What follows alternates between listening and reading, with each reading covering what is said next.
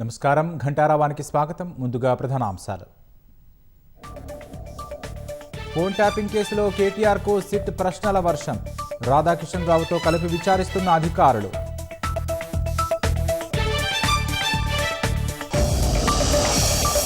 Congress BRS లోపాయకారి ఒప్పందం వల్లే విచారణ జాప్యమన్న బీజేపీ. సిట్ దర్యాప్తులో ప్రభుత్వం జోక్యం చేసుకోదని హస్తం పార్టీ స్పష్టీకరణ. కృష్ణా గోదావరి వాటా కోసం ఎంతవరకైనా పోరాడుతామన్న ఉత్తమ్. సూర్యాపేట జిల్లాలో గవర్నర్తో కలిసి పలు అభివృద్ధి పనులకు శ్రీకారం. కేరళలోనూ అధికారాన్ని చేపడతామన్న ప్రధాని మోదీ. తిరువనంతపురం మున్సిపల్ కార్పొరేషన్ ఎన్నికలే నిదర్శనమని వెల్లడి.